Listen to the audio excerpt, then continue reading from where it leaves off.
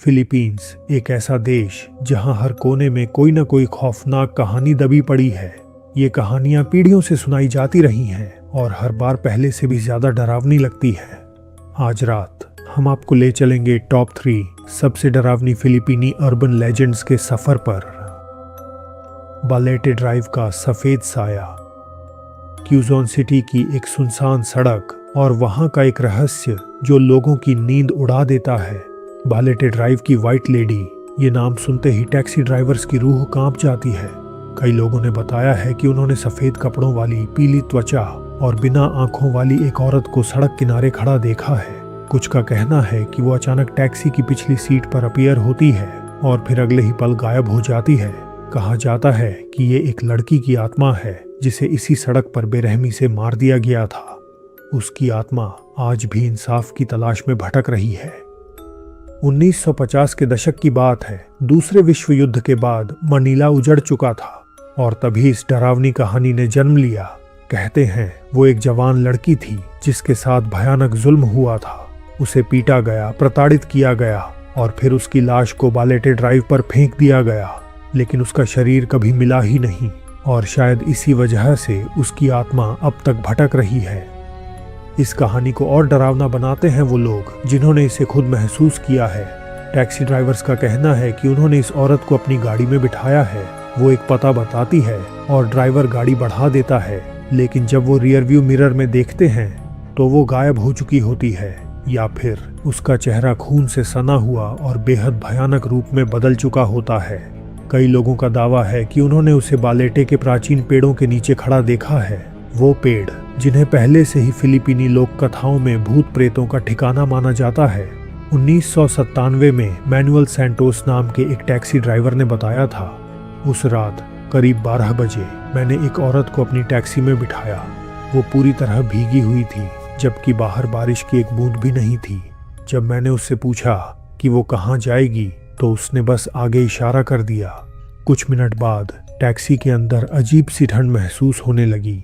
जब मैंने पीछे मुड़कर देखा तो उसकी आंखें गायब थीं, बस काले खाली गड्ढे मुझे घूर रहे थे। इतने सालों बाद भी ये कहानी जिंदा है। आज भी कई टैक्सी ड्राइवर्स रात में बालेटे ड्राइव से गुजरने से बचते हैं। जो मजबूरी में उधर से जाते भी हैं वो अपनी गाड़ी में लहसुन और क्रॉस रखते हैं, क्योंकि कोई नहीं जानता कि उनकी टैक्सी में कोई इंसान बैठेगा या फिर कोई आत्मा। कापीज के अस्वांग। कापीज प्रोविंस में अस्वांग नामक प्राणी की कहानियां सदियों से चली आ रही हैं। एक ऐसा राक्षस जो दिन में इंसानों की तरह दिखता है और रात होते ही एक भयानक दैत्य में बदल जाता है। कहा जाता है कि अस्वांग कमजोर लोगों का शिकार करता है, खासकर गर्भवती महिलाओं और छोटे बच्चों का। गांव वालों की माने तो कई बार सुबह उठने पर उन्होंने अपनी छतों पर अजीब पंजों के निशान पाए, जो इस बात का संकेत थे कि अस्वांग रात भर उन्हें देख रहा था। आज भी कैपीज के कई लोग मानते हैं कि ये खौफनाक जीव अब भी जिंदा है। वैम्पायर की तुलना में अस्वांग कहीं अधिक खतरनाक और रहस्यमयी है। दिन में ये साधारण इंसानों जैसा दिखता है, लेकिन रात में ये खौफनाक रूप धारण कर लेता है।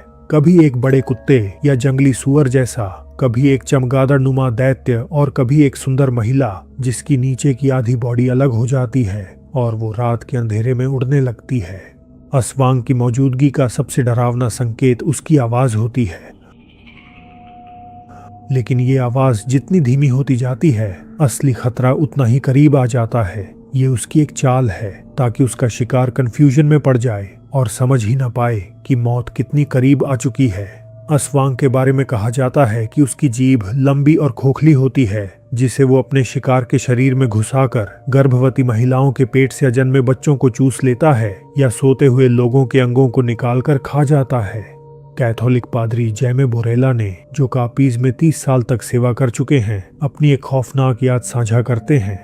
मैंने अनगिनत लोगों के डर भरे इकबालियां बयान सुने हैं। लोग मुझसे कहते हैं कि उन्होंने खुद अस्वांग को देखा है। एक बार मैं एक गांव गया जहां एक परिवार ने अपना घर हमेशा के लिए छोड़ दिया था। उनका दावा था कि अस्वांग ने उनकी गर्भवती बेटी पर हमला किया था। जब मैंने वो घर देखा तो बांस की दीवारों पर अजीब खरोंचें बनी हुई थीं, ऐसी खरोंचें जिनका कोई लॉजिकल एक्सप्लेनेशन नहीं था।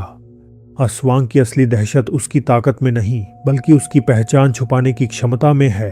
वो आपके गांव में हो सकता है, वो आपका दोस्त हो सकता है या शायद आपका कोई करीबी रिश्तेदार। वो बस सही मौके का इंतजार कर रहा है जब वो अपना असली चेहरा दिखाएगा।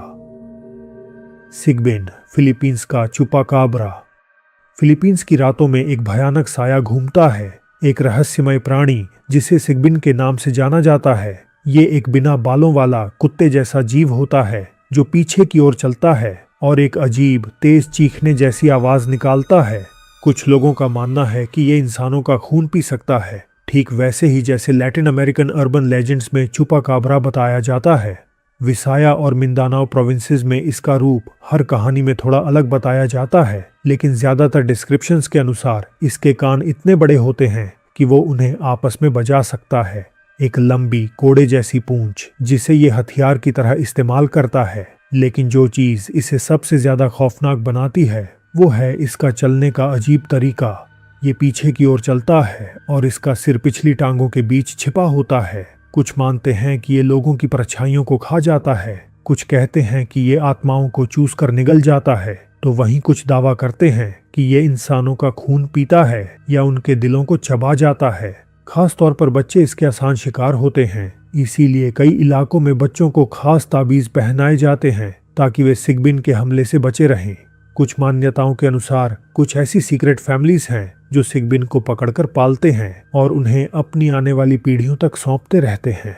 वे इन्हें अपने दुश्मनों पर हमला करने के लिए इस्तेमाल करते हैं और अलेजिडली ये हमेशा अदृश्य जंजीरों से घर के किसी अंधेरे कोने में बंधे रहते हैं। 2016 में मिंदानाओ के एक पहाड़ी गांव में आतंक फैल गया क्योंकि वहां कई मवेशी अचानक मर गए।